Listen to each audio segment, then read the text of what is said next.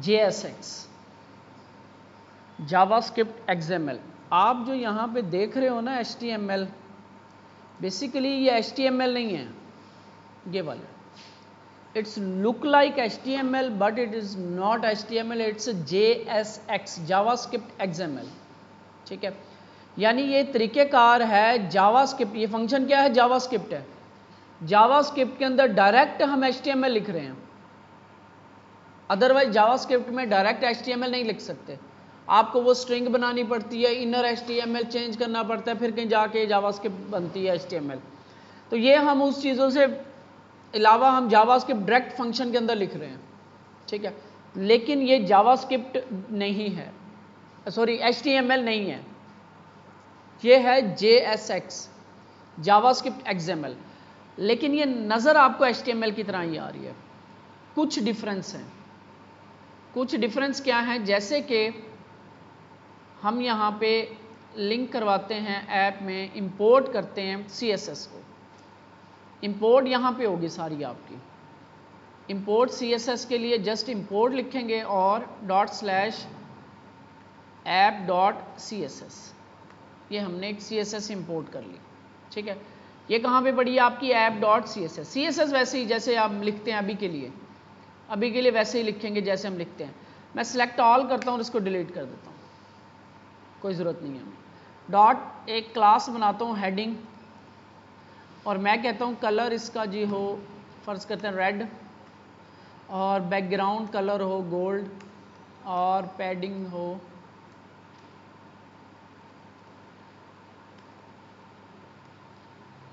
10px, कुछ भी। इसको आपने CSS को app.css को आपने इंपोर्ट कर लेना है यहाँ पे।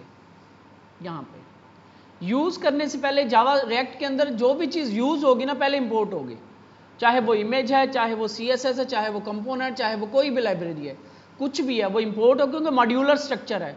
मॉड्यूलर स्ट्रक्चर के अंदर यही होता है, इंपोर्ट एक्सपोर्ट होता है। जब जो चीज़ आपने यूज़ करनी है पहले इंपोर्ट करोगे फिर यूज़ होगी। यूज़ करने के बाद अब मुझे यहाँ पे नॉर्मल CSS के अंदर हम क्या लिखते हैं, क्लास इज इक्वल टू क्या थी, हेडिंग बनाई थी, सेव करते हैं और npm run dev, और इसको क्लियर करने के लिए जो आपने कमांड्स वगैरह चलाई होती हैं, CMD में बैठे हो तो आप CLS कमांड है, npm run dev,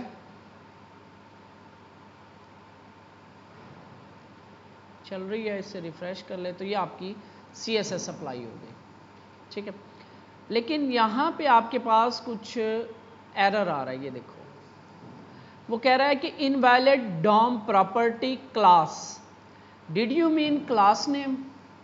वो कह रहा है कि ये जो डॉम की प्रॉपर्टी है ना क्लास, ये इनवैलिड है, ये यहाँ पे नहीं चलती, क्लास रिप्लेस हो जाएगी क्लास नेम से, क्योंकि ये HTML नहीं है, JSX है।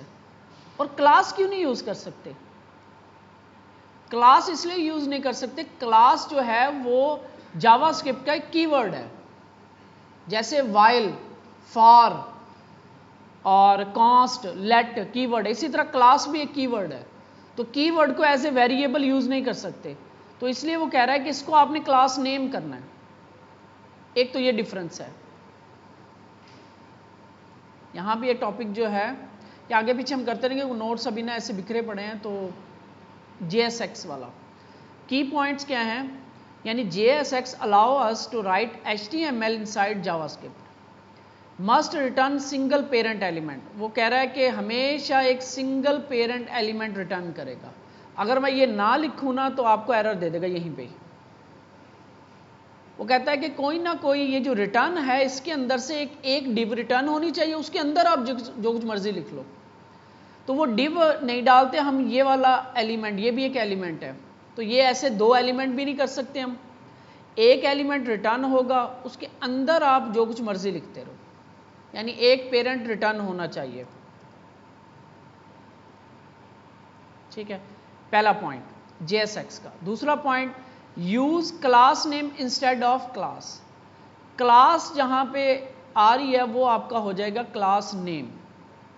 और दूसरा ये कि हमेशा एलिमेंट जो है ना वो क्लोज होगा, अदरवाइज एरर आ जाएगा। अगर ये सेल्फ क्लोजिंग वाला है तो उसको इस तरीके से क्लोज करते हैं।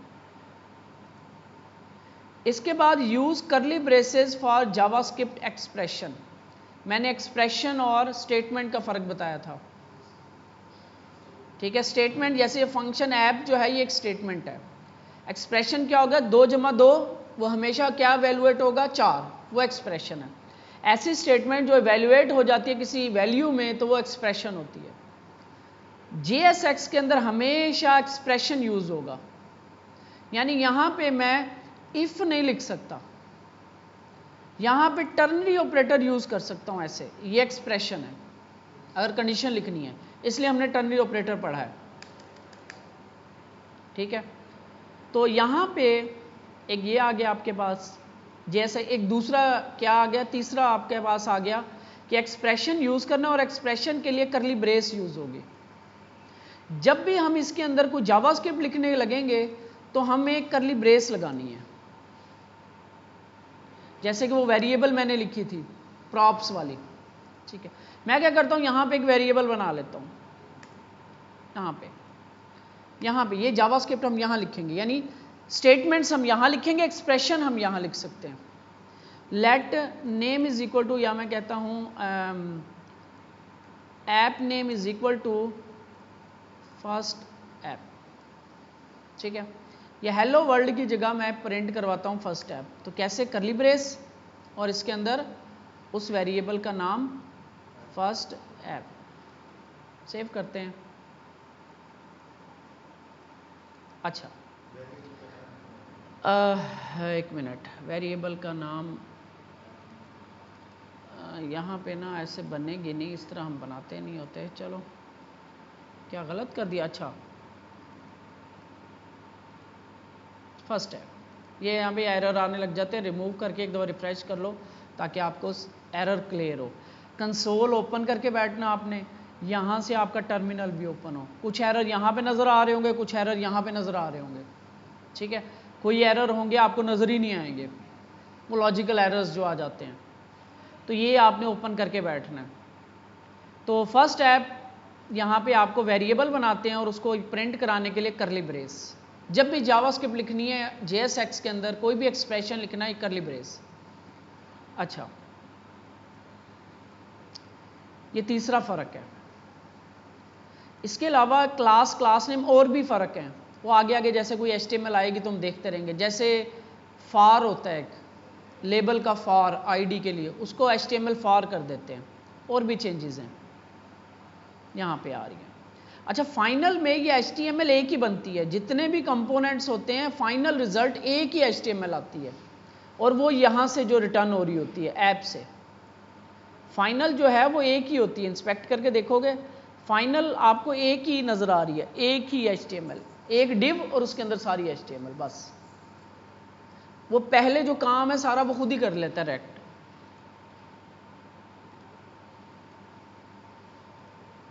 हमने पासिंग डाटा विया प्रॉप्स। प्रॉप्स क्या है, प्रॉपर्टीज की शॉर्ट फॉर्म। इसका नाम आप कुछ भी रख सकते हो। ये जैसे ऐप से डाटा पास हुआ ना, प्रॉप्स, यहाँ पे ABC रख लो, फिर ये abc.name abc.props, लेकिन यहाँ पे हम मोस्टली रखते हैं प्रॉप्स। प्रॉप्स शॉर्ट फॉर्म है प्रॉपर्टीज के, इस फंक्शन की प्रॉपर्टीज या इस कंपोनेंट की प्रॉपर्टीज, ये इस कंपोनेंट की प्रॉपर्टीज, ये वाली। अच्छा, यहाँ से आप कोई भी डाटा पास कर सकते हो। आप वेरिएबल पास कर सकते हो, आप ऑब्जेक्ट पास कर सकते हो, आप अरे पास कर सकते हो, कोई भी डाटा टाइप पास कर सकते हो। जैसे कि ये वेरिएबल है, ये पास करता हूँ। यहाँ पे एक और वेरिएबल बना लेते हैं। यहाँ पे मैंने सलीम नेम पास किया था, const name is equal to हल। अब ये वेरिएबल मैंने पास करनी है, तो JSX के अंदर वेरिएबल टाइप करने के लिए करली ब्रेस और उसके अंदर नेम। अब इस नेम में ये जा रहा है, ये मैं इसको ना यूं कर देता हूँ, यूज़र नेम कर देता हूँ, कोशिश करनी है कन्फ्लिक्ट ना आए। तो ये यूज़र नेम की वेरिएबल पास कर रहा हूँ इसको, कीज़ की नेम है, सेम रिजल्ट। खालिद ही पास किया था ना, खालिद आ गया। यानी मैंने स्ट्रिंग पास कर सकता हूँ, ठीक है। मैं इधर वेरिएबल पास कर सकता हूँ, मैं इधर ऑब्जेक्ट पास कर सकता हूं, मैं इधर अरे पास कर सकता हूं, इवन मैं एक कंपोनेंट भी पास कर सकता हूं, यानी एक कंपोनेंट को एक और कंपोनेंट भी पास कर सकता हूं, जो हम करेंगे। ठीक है, इसको हम कहते हैं प्रॉप्स। और ये प्रॉप्स जब पास होती है, मैं CSS को बंद कर रहा हूं इस इधर, तो ये जो कंपोनेंट होता है जो प्रॉप्स को रिसीव कर रहा होता है, ले रहा होता है पेरेंट से, वो इसमें चेंजेस नहीं कर सकता, क्योंकि ये प्रॉपर्टी किसकी है? ऐप की, इसने भेजी है, यही चेंज कर सकता है इसको। चाइल्ड इसमें चेंज नहीं कर सकता, ये सिर्फ रीड कर सकता है, इसको चेंज नहीं कर सकता। पेरेंट से जो चीज आई है, चाइल्ड उसको चेंज नहीं कर सकता, जस्ट रीड कर सकता है। तो ये प्रॉप्स जो होती हैं ना, ये रीड ओनली होती हैं। ये छोटी छोटी सी बातें हैं जो आपने दिमाग में बिठानी है। ये रीड ओनली होगी। यहां पे आप आओगे, prop short form of properties are use pass data from parent to child, read only, can not be modified by child. इस तरीके से आप पास कर रहे हो। ये यहां से वेलकम का एक इसने कंपोनेंट बनाया है और उसको ये पास कर रहा है, एज और अली पास कर रहा है सारा। अच्छा, एक कंपोनेंट को आप मल्टीपल टाइम रेंडर करवा सकते हो, यानी चाइल्ड एक ये करवाया, दोबारा फिर करवा दूं, 10 दफ़ा करवा दूं, इधर नेम में कुछ और रख के भेज दूं, यहाँ पे मैंने सारा रखा हुआ है उसने, और यहाँ पे मैं सिटी जो है इसकी बहावलपुर भेज दूं। क्या गलती है, इक्वल नहीं लगा। सेव करते हैं, 2 दफ़ा रेंडर हो जाएगा, एक दफ़ा सारा के साथ, एक दफ़ा ये किधर गया ये वाला खालिद और लोधरा, एक दफ़ा ये हो गया। 10 दफ़ा करवा लो, जो डाटा आप भेजते रहोगे उस हिसाब से वो रेंडर होता रहेगा। ठीक है, 10 दफ़ा आप कर लो इसे रेंडर।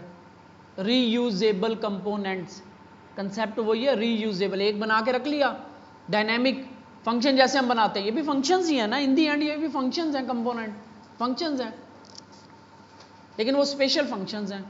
कुछ वो HTML जनरेट कर रहे हैं, कुछ लॉजिक्स लिखेंगे उसके अंदर, फंक्शन के अंदर फंक्शंस लिखेंगे, बहुत कुछ लिखेंगे,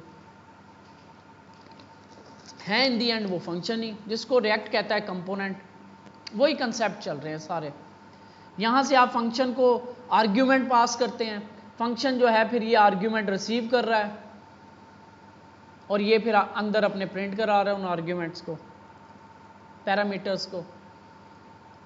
और क्या है जी JSX के अंदर? प्रॉप डिस्ट्रक्चरिंग, याद होगा हमने डिस्ट्रक्चरिंग पढ़ी थी। हम ऐसे भी यूज़ कर सकते हैं, हम यहाँ पे आए, ऐसे ऑब्जेक्ट है ये, इज इक्वल टू ऐसे, सॉरी यहाँ पे रखेंगे प्रॉप्स, और इसके अंदर से हम निकाल लें, फ़र्ज़ करो नेम कोमा सिटी, ये दो हमने निकाल ली। अब हमें ये प्रॉप्स लगाने की ज़रूरत नहीं है, इसके साथ जस्ट नेम और सिटी लगा दें।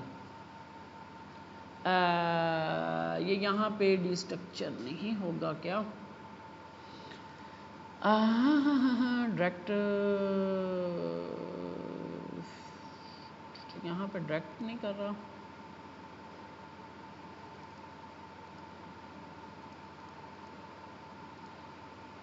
अच्छा, क्या एरर दे रहा है? Name is deprecated, declare was marked as deprecated here. अच्छा, ये ना यहाँ पे नहीं करेगा, इसको हम डायरेक्ट यहाँ पे कर सकते हैं, ऐसे करली ब्रेस लगाएंगे, नेम सिटी, ऐसे हम एक्सट्रैक्ट कर सकते हैं डायरेक्ट इधर ही, ऐसे। ये क्या है? वो प्रॉपर्टी जो हमने यहाँ लिखी थी, नेम सिटी। अगर आप प्रॉप्स लगाओगे तो डॉट लगा के यूज़ करनी पड़ेगी, अगर आप करली ब्रेस लगा दो इसके अंदर तो आपको ये ऑब्जेक्ट डिस्ट्रक्चर होकर खुद ब खुद मिल जाएगा अंदर, कोई एरर नहीं है, सेम रिजल्ट। अब अगर फ़र्ज़ करो मैं यहाँ पे कुछ और भेजता हूँ, यहाँ पे मैं एज भेजता हूँ इज़ इक्वल टू 20, ऐसे नहीं लिख सकते हम, 20 ऐसे लिखेंगे, नंबर जो है वो ऐसे करली ब्रेस में आएगा। यहाँ पे आते हैं और यहाँ पे अब मैं एज भी ले लेता हूँ और यहाँ पे मैं सिटी यहीं पे प्रिंट करा लें। क्या ना शुरू हो जाती हैं इस टाइम। एंड एज इज़, और वो एज जो ऊपर से आई मेरे पास,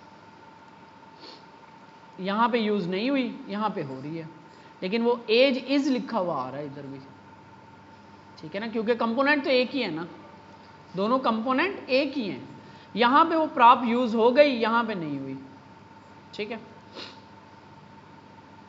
सॉरी यहाँ पे यूज़ दोनों में हो रही है, यहाँ पे डाटा पास नहीं किया उसको, इधर हमने एज पास नहीं की, तो इधर एज भी पास कर देते हैं, इस कंपोनेंट भी यहाँ पे हम कर देते हैं 30, सेव करते हैं, यहाँ पे 30, यहाँ पे 20, कंपोनेंट वही है, जितनी दफ़ा रेंडर करेंगे उसको, उसमें हम डिफरेंट डाटा भेज सकते हैं।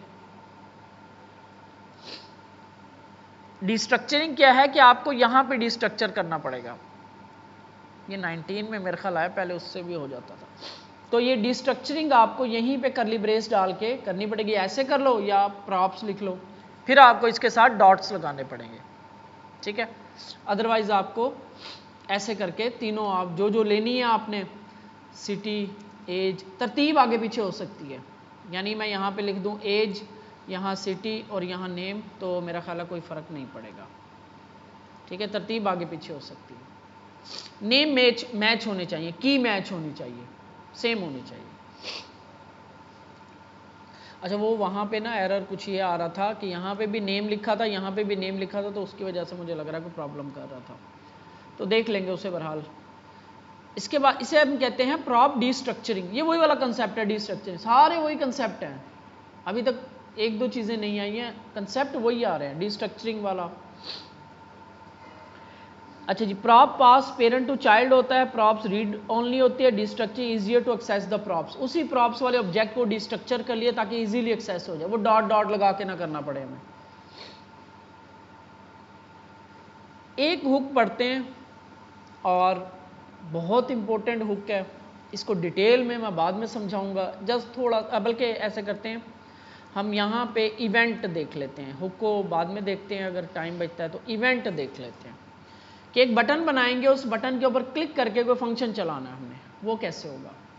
इवेंट सिंपल है, ये हमने किया हुआ है, तो यहाँ पे इस रिटर्न से ऊपर यहीं पे हमने जावास्क्रिप्ट लिखनी है सारी, यहाँ पे फंक्शन बनाएंगे, फंक्शन हम इस तरह बनाया करेंगे, ठीक है ना, वेलकम के नाम से एक फंक्शन बना दी, is equal to arrow function, ऐसे मोस्टली हम फंक्शन ऐसे बनाएंगे, और यहाँ पे जस्ट एक अलर्ट करवा देता हूँ, अलर्ट वेलकम यूज़र, ठीक है। अब यहाँ पे एक बटन बनाते हैं, अब ये अलहदा पड़े हैं, अभी मैं चाइल्ड में नहीं जाता, अब मेन पे ही हूँ, ऐप में यहाँ पे एक बटन बनाया, ठीक है, और इसको मैंने कहा क्लिक मी बटन, यहाँ पे वहाँ पे क्या करते थे हम, target, gate element by ID, add event listener, ठीक है, यहाँ पे जस्ट आपने करना ऑन क्लिक, जब ऑन क्लिक हो करली ब्रेस के अंदर उस फंक्शन का नाम लिख देना बस, कि भाई जब इस बटन के ऊपर ऑन क्लिक हो तो ये वाला फंक्शन चला दो,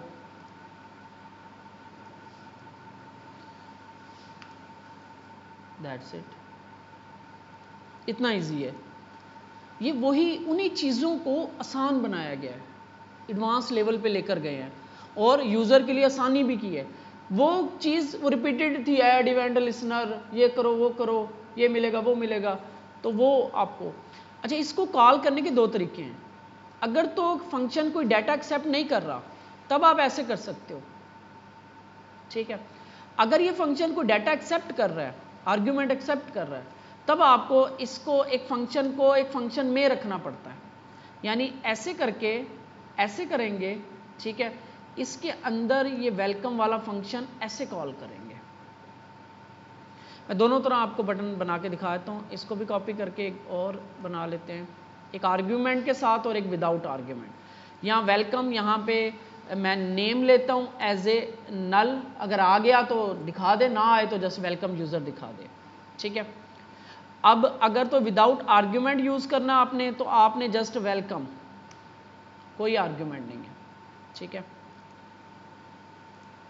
चल गया। अगर आपने इसको आर्ग्यूमेंट भेजना है तब एक इस करली ब्रेस के अंदर एक एरो फंक्शन बनाना है आपने, उस एरो फंक्शन के अंदर इस फंक्शन को कॉल करना है, उसकी वजह ये होती है, अगर ऐसे हम फंक्शन को कॉल कर देना ये डायरेक्ट चल जाएगा, क्योंकि ये काम चलाने के लिए यूज़ करते हैं ना पैरेंथेसिस। तो सेव करूँगा, जैसे ही मैं आऊँगा ना फंक्शन चल जाएगा खुद ही। तो इस चीज़ को ओवरकम करने के लिए हम क्या करते हैं, इसके बाहर जो है एक फंक्शन बनाते हैं, उसके अंदर अपना फंक्शन कॉल करते हैं, ताकि वो बाहर वाला फंक्शन तब चलेगा जब इसमें क्लिक होगा, तब अंदर वाला फंक्शन चलेगा, क्योंकि हमने इसमें डाटा भेजना है। मैं कहता हूँ सारा, ठीक है जी, अब ये फंक्शन नॉर्मल चल रहा है और ये फंक्शन डाटा पास कर रहा है। अच्छा यूज़ नहीं किया इसको हमने, इसके अंदर वेलकम यूज़र, तो इसको बैक टिक से मैं लिख देता हूँ। यहाँ पे आप डॉलर साइन यूज़ करोगे जावास्क्रिप्ट वाली जगह पे। ये जावास्क्रिप्ट है प्योर, जो जावास्क्रिप्ट वाला काम होता है। ये JSX है, यहाँ पे आपने यूज़ नहीं करनी जावास्क्रिप्ट वाला ये पैरेंथेसिस, और बैक टिक की भी ज़रूरत नहीं, जस्ट कर्ली ब्रेस उसमें वेरिएबल, और यहाँ पे क्या डालेंगे हम, नेम। ठीक है, इसको एक दफ़ा रिफ्रेश कर लें। ये क्योंकि वो नल को प्रिंट करा रहा है, नल की अगर आप डाटा टाइप देखो ऑब्जेक्ट होती है, तो यहाँ पे हम जस्ट एक कंडीशन लगा सकते हैं, लेकिन अभी के लिए चलने देते हैं। तो दूसरे पे आपको सारा नज़र आ जाएगा। ठीक है, पहले में वो नल को प्रिंट कराने की कोशिश कर रहा है, लेकिन नल एक ऑब्जेक्ट होता है तो उसको लग रहा है कि ये कुछ आ रहा है। तो बेसिकली हम यहाँ पे एक छोटी सी JSX एक्सप्रेशन लगा सकते हैं हम यहाँ पे। ठीक है, कि आप ऐसे यहाँ पे नहीं लगेगा, आई थिंक ये ऐसे करना पड़ेगा, डॉलर साइन ऐसे, और इसके अंदर ऐसे कि नल नेम अगर है तो यहाँ पे नेम दिखा दो, कॉलन खाली स्ट्रिंग दिखा दो, कोमा क्वेश्चन मार्क आएगा। ठीक है, ऐसे सेव करते हैं। यहाँ पे अब अबे आना तो था, अब नॉट इक्वल टू नल, अगर नॉट इक्वल टू नल है ये दिखाओ, वरना ये दिखाओ। सही कंडीशन लिखी है, कंडीशन गलत नहीं लिख रहा।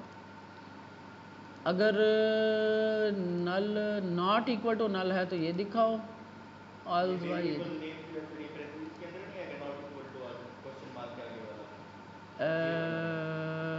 ये असल में यहाँ पे ना JSX ऐसे नहीं, ये पूरा का पूरा मैसेज हमें JSX में प्रिंट कराना है।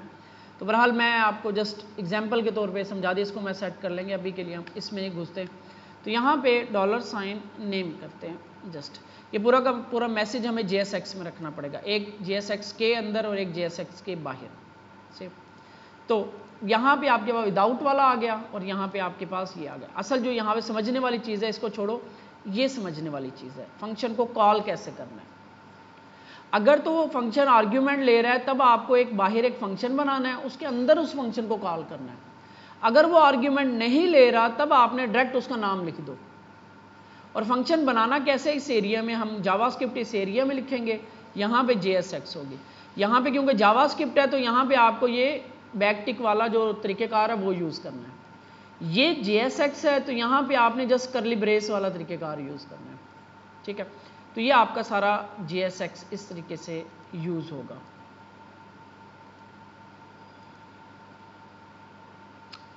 बहुत है या यूज स्टेट देखें?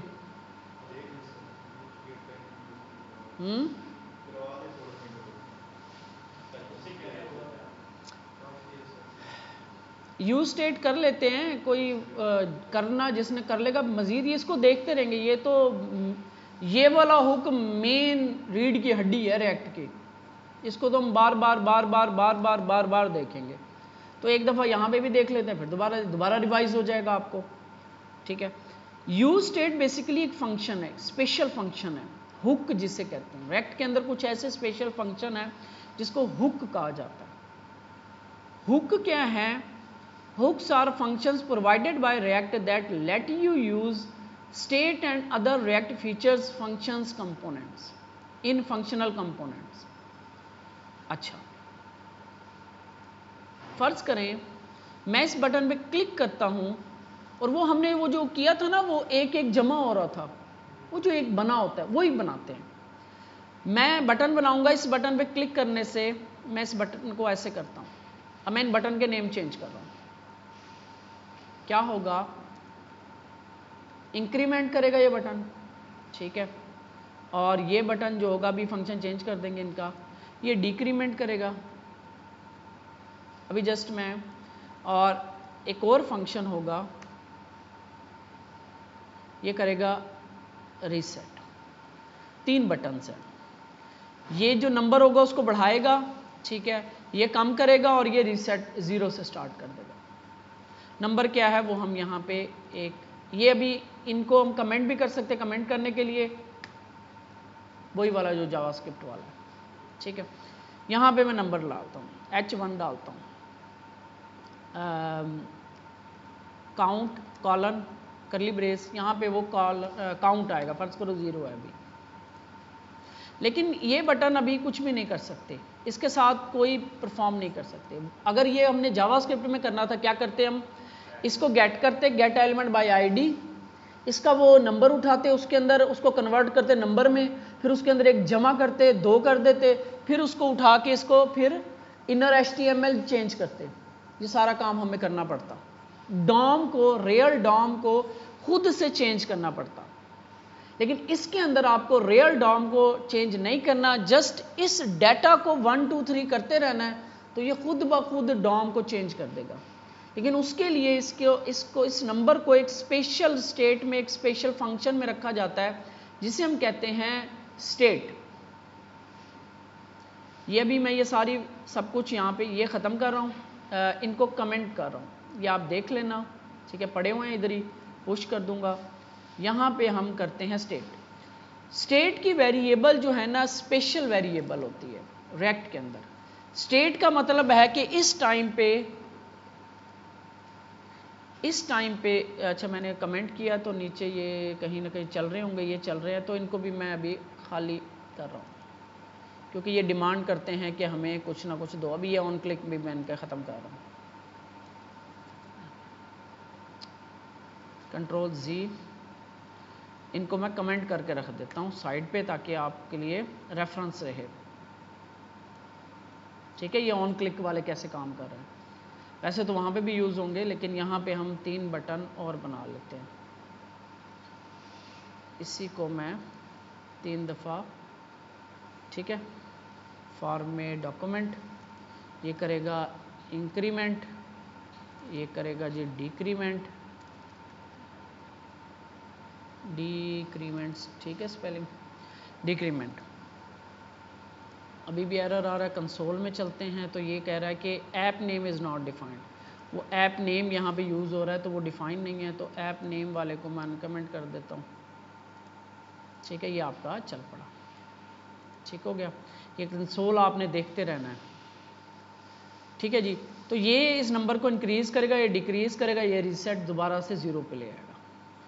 अच्छा, ये स्टेट क्या मतलब है कि इस टाइम पे इस एलिमेंट की, इस डाटा की स्टेट क्या है, इस टाइम पे इसकी स्टेट 0 है, ठीक है।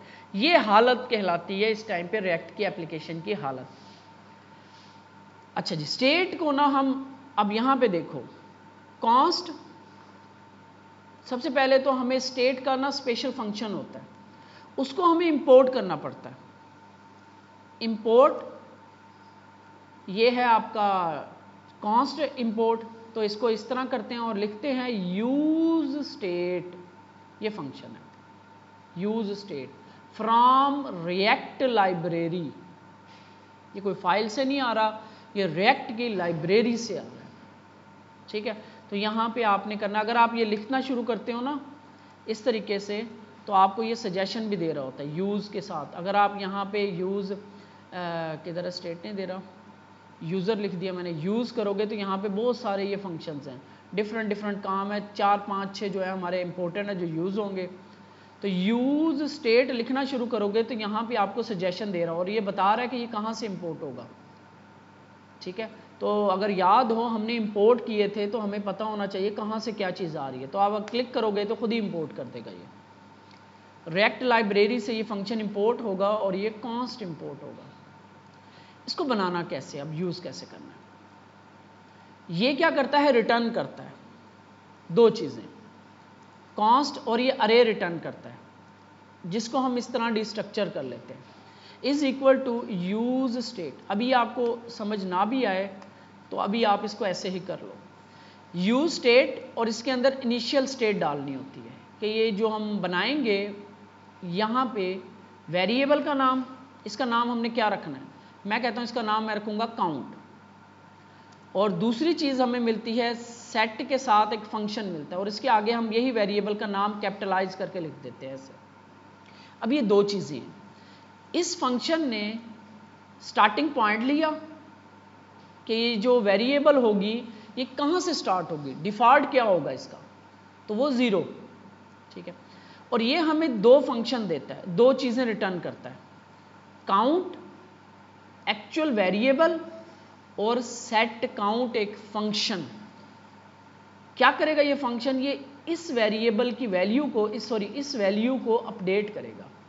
आप डायरेक्ट 1 से 2 नहीं कर सकते, ये फंक्शन इसको अपडेट करेगा वरना ये अपडेट नहीं होगी।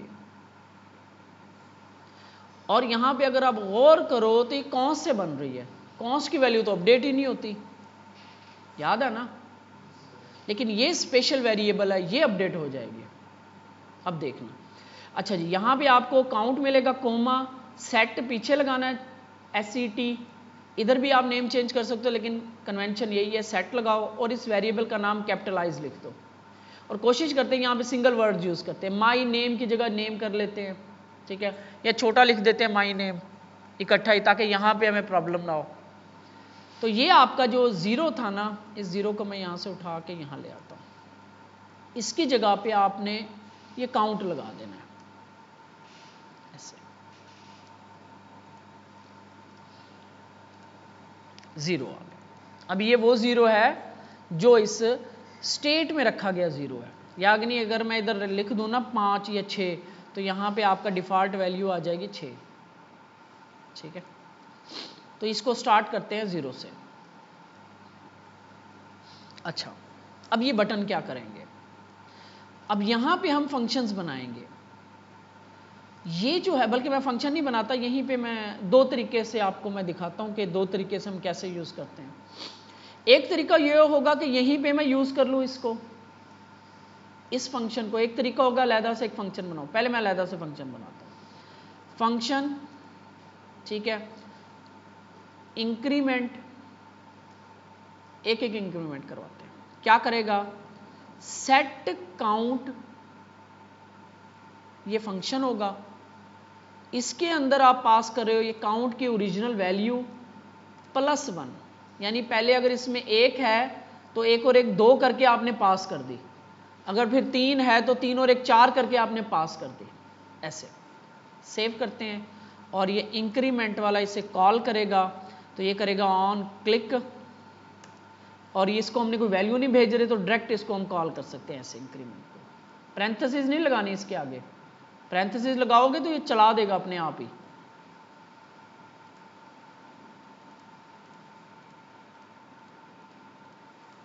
कोई डॉम चेंज नहीं की हमने, कोई कुछ नहीं किया, सिर्फ हम उसकी वैल्यू को चेंज कर रहे हैं। जैसे ही वैल्यू चेंज होती है, डॉक्यूमेंट HTML वाला काम रिएक्ट खुद करती है। ये देखो, इसको मैं रिफ्रेश करता हूँ, यहाँ पे आते हैं, इसको इंस्पेक्ट एलिमेंट करते हैं, यहाँ पे आप देखना ये हाईलाइट होगा, ब्लिंक होगा, ऐसे चेंज कर रहा होगा, ये देखो ब्लिंकिंग हो रही है। जैसे इस पर क्लिक होता है HTML चेंज होती है, रिएक्ट खुद कर रहा है। ये देखो यहाँ से 4 ये चेंज कर रहा है, 5 कर दिया इसने खुद ही। आपने कभी भी डॉम को डायरेक्ट चेंज नहीं करना, सिर्फ हमने उससे जो कनेक्टेड डाटा होगा उसको चेंज करना, डॉम खुद ब खुद चेंज हो जाएगा। रिएक्ट कहता है कि आपने डॉम को नहीं जाके छेड़ना, get element by ID, inner HTML, ये वो कुछ नहीं करना। जस्ट आप इस तरीके से डाटा बनाओ, स्पेशल वेरिएबल बनाओ, उसको आप यहाँ पे रख दो, बस इसके साथ आप खेलते रहो, बाकी आप काम मुझ पे छोड़ दो। रिएक्ट HTML मैंने हैंडल करनी है। ये इंक्रीमेंट कर रहा है, एक तरीका ये है, अलहदा से फंक्शन बनाए। सेट काउंट, ये वही फंक्शन है, इसके अंदर हमने पास किया पहले वो काउंट वाली वैल्यू जो उस टाइम पे होगी, अगर ये 3 हो गई है तो 3 होगी, और जमा 1 हो गए 4 होके इसके अंदर चली जाएगी, फिर वो अंदर खुद ही कर रहा है जो भी कर रहा है। और दूसरा तरीका ये हम यहीं पे यूज़ कर लें इसको, ऑन क्लिक, ठीक है, और यहाँ पे सेट काउंट, क्योंकि यहाँ पे अब ये चलाना है हमें, तो हमें अब इस तरह से यूज़ करना पड़ेगा। इसके अंदर ऐसे एरो फंक्शन बनाना है आपने, इसके अंदर आप लिखोगे सेट काउंट और जो भी काउंट -1, -1 करना, प्लस नहीं करना इधर। सेव करते हैं। अब मैं देखो चेंज कर रहा हूँ ना, सेव कर रहा हूँ, एप्लीकेशन रीलोड हो रही है, लेकिन ये डाटा दोबारा 0 पे नहीं जा रहा, ये स्टेट है। इसको डिटेल में मज़ीद देखेंगे। डिक्रीमेंट, इंक्रीमेंट, डिक्रीमेंट, ये क्या करेगा, रीसेट वाला बटन, ऑन क्लिक, करली ब्रेस, इसके अंदर ये एरो फंक्शन डालना है, सेट काउंट, और इसके अंदर 0 से दोबारा स्टार्ट कर दो। सेव करते हैं। Increment, decrement, reset. ये कंसेप्ट मेजर रीड की हड्डी है रिएक्ट की। थोड़ा सा मैंने आपको आइडिया दे दिया कि इस तरीके से ये काम करता है, इस तरीके से ऑन क्लिक काम करता है, इस तरीके से ये स्टेट होती है। मज़ीद इस स्टेट को हम, ये स्टेट आपकी हर कंपोनेंट के अंदर यूज़ हो रही होगी, तकरीबन हर कंपोनेंट के अंदर। इसके बगैर रिएक्ट बनती ही नहीं है, क्योंकि जो भी हमने, ज़ाहिर है डॉम तो चेंज करनी है, जो भी डॉम चेंज करनी है वो स्टेट के थ्रू करेंगे, डायरेक्ट हम नहीं करेंगे, गेट एलिमेंट बाय आईडी कुछ भी नहीं करेंगे। हम यहाँ से स्टेट चेंज करेंगे, ठीक है, और आप ये माइनस में जाना शुरू हो गया, ये प्लस में जाना शुरू हो गया। हमें यहाँ पे कन्वर्जन करने की ज़रूरत नहीं, लेकिन क्या है कि ये डिफाइन कर रहा है कि इसकी डाटा टाइप क्या होगी। ये नंबर डाटा टाइप है, ठीक है। यहाँ पे अगर मैंने कुछ और पास किया तो वो डाटा टाइप चली जाएगी। ये स्पेशल फंक्शन है, इसे हम स्टेट कहते हैं। स्टेट को यूज़ करने का तरीक़ाकार ये है, यहाँ पे ये एक अरे रिटर्न करता है। उस अरे में दो चीज़ें होती हैं, एक वो वेरिएबल होती है जिसके अंदर ये वैल्यू पड़ी होगी, और एक फंक्शन होगा जो इस वैल्यू को अपडेट करेगा। और इसको अपडेट करने के लिए ये फंक्शन कॉल करते हैं। इसमें पहले वाली वैल्यू, ये वाली वैल्यू और जमा हमने 1 कर दिया। अलहदा से फंक्शन बना के यहाँ पे कॉल कर दें, या इसके अंदर ही हम इस तरीके से ऐसे और ऐसे कॉल कर लें, और इसमें सेट लगाना है, क्योंकि इस फंक्शन को हमने आर्ग्यूमेंट भेजनी है, तो एक बाहर एक एरो फंक्शन बनाना पड़ेगा, उसके अंदर इस फंक्शन को कॉल करेंगे। तो ये फंक्शन होगा, ये वेरिएबल होगी, और ये कौन से ही बनाओगे, मोस्टली लेट से भी बन जाएगी, कौन से भी बन जाती है, ठीक है। और स्टेट हमेशा आपकी, ये जो टॉप पे हम यूज़ करते हैं, जहाँ पे फंक्शन स्टार्ट हो रहा है यहाँ पे यूज़ करते हैं, इसको हम किसी फंक्शन के अंदर यूज़ नहीं कर सकते। यानी यहाँ पे मैं ये चीज़ यहाँ पे नहीं लिख सकता, यहाँ पे नहीं लिख सकता। टॉप ऑर्डर फंक्शन में लिखते हैं, मेन जो फंक्शन होता है उसमें लिखते हैं। अंदर कोई इसका चाइल्ड फंक्शन है उसमें नहीं रख सकते, लूप लगा हुआ उसमें नहीं रख सकते, इफ एल्स कंडीशन है उसमें नहीं रख सकते। बनानी हमें बाहर है, यूज़ हम कहीं पे भी कर सकते हैं, इसके अंदर यूज़ कर सकते हैं। और आखिरी यहाँ पे जस्ट हम क्या करते हैं, इसको मैं किसी चाइल्ड को पास भी कर सकता हूँ। ये देखो, एक चाइल्ड बनाते हैं, ये चाइल्ड है ना, इस चाइल्ड को, इस चाइल्ड में से ना जस्ट मैं एक को इनेबल कर रहा हूँ, ठीक है। ये एज आ रही है। अब मज़े की चीज़ ये है इसमें, अच्छा ये कुछ क्या एरर आ रहा है, यूज़र नेम मांग रहा है, इधर यूज़र नेम हमने ख़त्म कर दिया, तो हम यहाँ पे अली पास कर देते हैं, ठीक है। तो ये काउंट यहाँ पे पड़ा हुआ है, ठीक है, और ये चिल्ड्रन का डाटा है, उसके अंदर एक बटन भी है। ये वाला डाटा मैं इस चाइल्ड को भी पास कर सकता हूँ। ये फ़र्ज़ करो ये एज की जगह ना मैं ये पास कर देता हूँ काउंट, एग्जाम्पल के तौर पे, तो इसकी एज क्या हो जाएगी अब 0। अब देखो यहाँ पे मैं चेंज करूँगा, दोनों जगह चेंज। इस तरह आप जितने मर्जी कंपोनेंट, अब ये कंसेप्ट याद आ रहा है वो वाला ESPN वाला, एक जगह पे स्कोर चेंज हुआ, 10 जगह पे लाइव अगर कुछ चल रहा है तो आप देख सकते हो। यहाँ पे अगर अभी देख लें, अगर कोई लाइव चल रहा है, लाइव है कोई नहीं है, ठीक है। ये फ़र्ज़ करते हैं ये 92 पे आर टीम हो गई।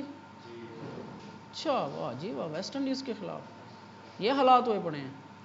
तो यहाँ पे देखो एक जगह पे स्कोर चेंज होता है, यहाँ पे भी रिफ्लेक्ट होता है, यहाँ पे भी रिफ्लेक्ट होता है, इस मतलब जो है ये क्रिकेटर, इसका भी रिफ्लेक्ट होता है, टोटल में भी रिफ्लेक्ट होता है, बॉल में भी रिफ्लेक्ट होता है, लेकिन मेन डाटा एक ही जगह पे पड़ा होता है। इस तरीके से उन्होंने चार्ट बना रखे हैं, एक जगह पे चेंज करते हैं, सारों का चेंज हो जाता है, उनको टेंशन ही नहीं है। ठीक है, ये कंसेप्ट आपको समझ आ गया स्टेट का, तो आपको रिएक्ट की मेन चीज़ें समझ आ गई। स्टेट का कंसेप्ट इसमें मेन रीढ़ की हड्डी है रिएक्ट में।